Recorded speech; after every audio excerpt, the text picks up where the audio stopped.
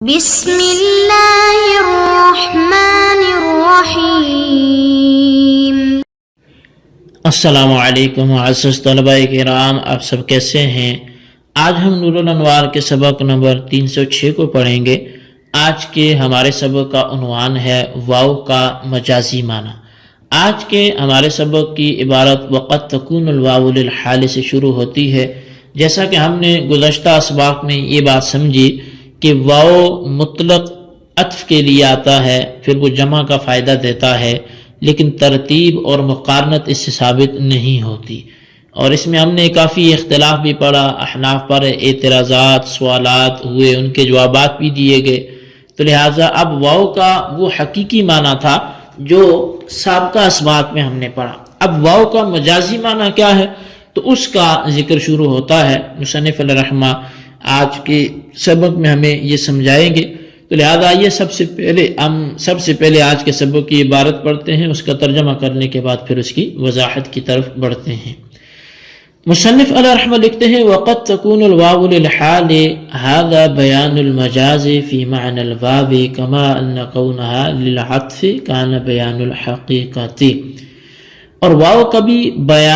حال کے لیے ہوتا ہے، یہ واو کے معنی میں مجاز کا بیان ہے، جیسا کہ واو کا عطف کے لیے ہونا حقیقت کا بیان تھا۔ كقوله لعبده أد إلي ألفا وأنت حر حتى لا يعتق إلا بالأداء، فالواو في قوله وأنت حر ليست للعطف إذ لا يحسن عطف الخبر على الإنشاء فيحمل على الحال، والحال يكون شرطا وقيدا للعامل فينبغي أن يتوقف العتق على أداء الألف۔ تو فرمایا کہ جیسے مولا کا اپنے غلام سے اد الی الفا وانت حر کہنا کہ مجھے 1000 روپیہ دے اس حال میں کہ تو آزاد ہے، یہاں تک کہ وہ غلام ادا کیے بغیر آزاد نہیں ہوگا، بس اس کے قول وانت حر میں واو عطف کے لیے نہیں ہے، اس لیے کہ انشاء پر خبر کا جو عطف ہے وہ اچھا نہیں ہے، لہذا حال پر محمول کیا جائے گا، اور حال عامل کے لیے شرط اور قید ہوتا ہے، پس مناسب ہے کہ غلام کی آزادی 1000 ادا کرنے پر موقوف ہو۔ وَيَرِدُ عَلَيْهِ أَنَّ الْحَالَ هُوَ قَوْلُهُ وَأَنْتَ حُرٌ لَا قَوْلُهُ أَدْ إِلَيَّ أَلْفًا، فينبغي أن يكون الأداء موقوفا على العتق لا العتق موقوفا على الأداء، وأجيب بأنه من باب القلب أي كن حرا وأنت مؤد للألف، وبأنه من قبيل الحال المقدرة أي أد إلي ألفا حال كونك مقدرا أن الحرية في حال الأداء فتكون الحرية موقوفة عليه۔ تو فرمایا کہ اس پر ایک سوال وارد ہوتا ہے، اعتراض ہوتا ہے کہ حال تو اس کا قول وانت حر ہے، نہ کہ اس کا قول اد الی الفا ہے، لہذا مناسب یہ ہے کہ ادا آزادی پر موقوف ہو، نہ کہ آزادی ادا پر موقوف ہو۔ تو ہم جواب یہ دیں گے کہ یہ قول قلب کے قبیل سے ہے، یعنی کن حرا وانت مؤد للالف، کہ تم آزاد ہو جاؤ ایسی حالت میں کہ تم 1000 کے ادا کرنے والے ہو، اور یہ کہ یہ قول حال مقدرہ کی قبیل سے ہے، یعنی اد الی الفا حال کونک مقدرا ان الحریۃ فی الاداء، کہ تو مجھے 1000 ادا کر ایسی حالت میں کہ تو فرض کرنے والا ہے کہ آزادی ادا کی حالت میں ہے، تو پس حریت ادا پر موقوف ہوگی۔ وبأن الجملة الحالية قائمة مقام جواب الأمر كأنه قيل أد إلي ألفا فتصير حرا، أو بأن الحرية حال الأداء والحال وصف في المعنى والوصف لا يتقدم على الموصوف فالحرية لا تتقدم على الأداء۔ اور یہ کہ جملہ حالیہ جواب امر کے قائم مقام ہے، گویا یہ کہا گیا کہ اد الی الفا فتصر حرا، تو مجھے 1000 ادا کر تو تو آزاد ہو جائے گا، اور یہ کہ حریت حال ادا ہے، اور حال معنی میں وصف ہوتا ہے، اور وصف موصوف پر مقدم نہیں ہوتا، لہذا حریت ادا پر مقدم نہیں ہوگی۔ جی طلبہ کرام، یہ ہمارے آج کے سبق کی عبارت اور اس کا ترجمہ ہے، آئیے اب اس کی وضاحت کی طرف بڑھتے ہیں۔ در حقیقت یہاں سے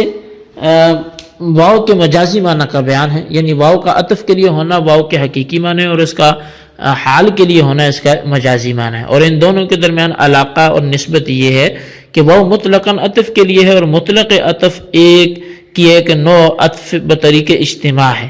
اور حال بھی اپنے ذوالحال کے ساتھ جمع ہوتا ہے، لہذا یہ بات جائز ہے کہ واو سے وہ حال مراد لیے جائے جو ذوالحال کے ساتھ جمع ہونے کا تقاضا کرتا ہے۔ بس یہ ذکر مطلق اور ارادہ مقید کے قبیل سے ہوگا، یعنی مطلق عطف ذکر کیا گیا اور اس سے مقید یعنی عطف بطریق اجتماع جس کو حال کہتے ہیں وہ مراد لیا گیا، اور مطلق بول کر مقید مراد لینا مجاز ہے، لہذا واو کا حال کے لیے ہونا بھی مجاز ہوگا۔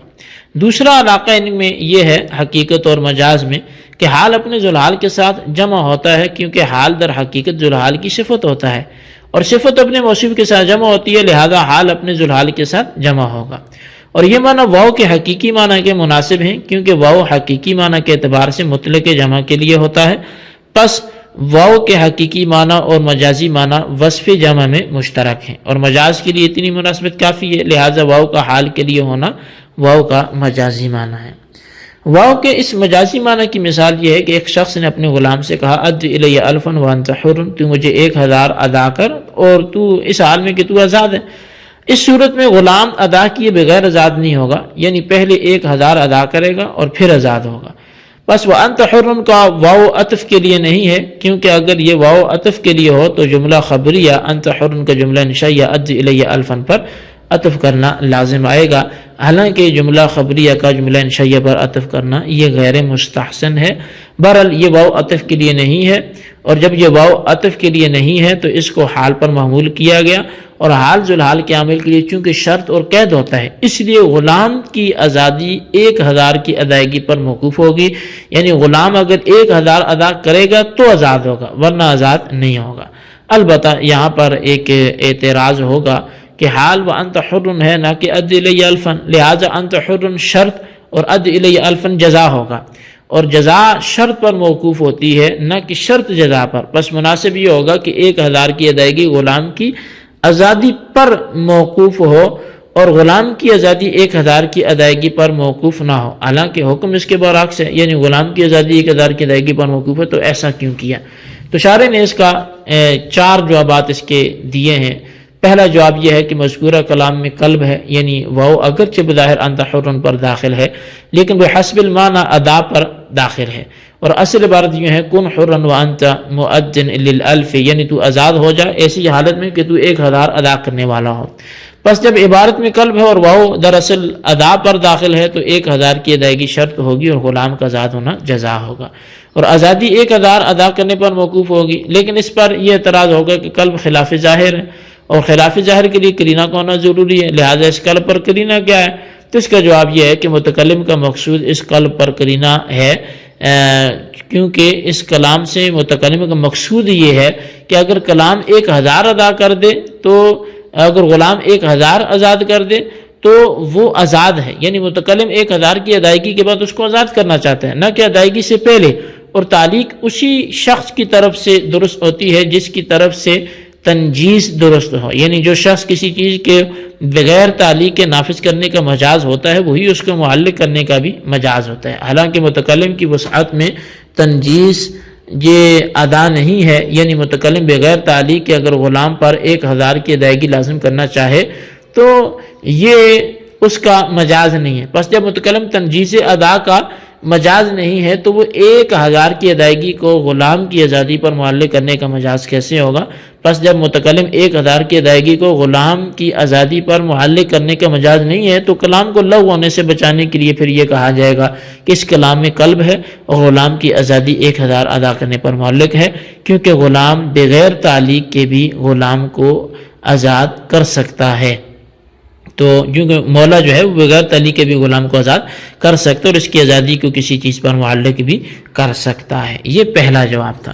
دوسرا جواب یہ کہ یہ قول اپنی اصل پر ہے، اس میں قلب نہیں ہے، لیکن وَأَنْتَ حُرٌ حال مقدرہ کی قبیل سے ہے، یعنی متکلم کے مقصود فی الحال آزادی واقع کرنا نہیں ہے بلکہ ادائیگی کے وقت آزادی واقع کرنا ہے، جیسے فَادْخُلُوهَا خالدین میں خالدین حال مقدرہ ہے اور خلود فی الحال نہیں ہے بلکہ دخول کے وقت ہے، اور اس کلام کی اصل عبارت یوں ہے اجز الی الفا حال کونک مقدرا ان الحریۃ فی حال الاداء، کہ تو مجھے 1000 ادا کر ایسی حالت میں کہ تو مانتا ہے کہ آزادی ادا کی حالت میں ہے، پس اس صورت میں بھی آزادی ادا پر موقوف ہوگی۔ اچھا، تیسرا جواب یہ ہے کہ جملہ حالیہ وانت حر جواب امر کے قائم مقام ہے۔ گویا یوں کہا گیا کہ اجز الی الفا فتصر حرا، تو مجھے 1000 ادا کر دے تو تو آزاد ہو جائے گا۔ اس صورت میں بھی آزادی ادا کے ساتھ متعلق ہوگی اور ادا پر موقوف ہوگی، کیونکہ اس صورت میں معنی ہوں گے ان اجزیت الی الفا فتصر حرا، کہ اگر تو مجھے 1000 روپے ادا کرے گا تو تو آزاد ہو جائے گا۔ اچھا، 3 ہو گئے جی اس کے جوابات۔ چوتھا جواب یہ ہے کہ حریت یعنی وانت حر ادا کا حال ہے، اور حال مانن وصف ہوتا ہے، پس حریت وصف اور ادا اس کا موصوف ہوگا، اور وصف چونکہ موصوف پر مقدم نہیں ہوتا اس لیے حریت ادا پر مقدم نہیں ہوگی، بلکہ ادا مقدم ہوگا اور حریت مؤخر ہوگی۔ جب ایسا ہے تو غلام 1000 ادا کیے بغیر آزاد نہیں ہوگا۔ جی طلبہ کرام، یہ ہمارے آج کے سبق کی عبارت ترجمہ وضاحت تھی جو آپ نے سماعت کی، اس کو اچھی طرح سمجھیں اور ان سوالات کے جوابات لکھتے ہوئے خلاصہ بھی اپنے سبق کا رجسٹر پر ضرور لکھیں۔ سوال نمبر 1 یہ ہے کہ واو کا مجازی معنی تحریر کریں، اور سوال نمبر 2 یہ ہے کہ وہ یرد علیہ ان الحال ہوا قولہ وانت حر کے جو جوابات ہیں ان میں سے کوئی سے 2 تحریر کریں۔ اللہ تبارک و تعالیٰ سے دعا ہے جو کچھ ہم نے پڑھا سنا سے یاد رکھنے کی توفیق نصیب فرمائے، آمین بجاہ النبی الامین صلی اللہ علیہ وسلم۔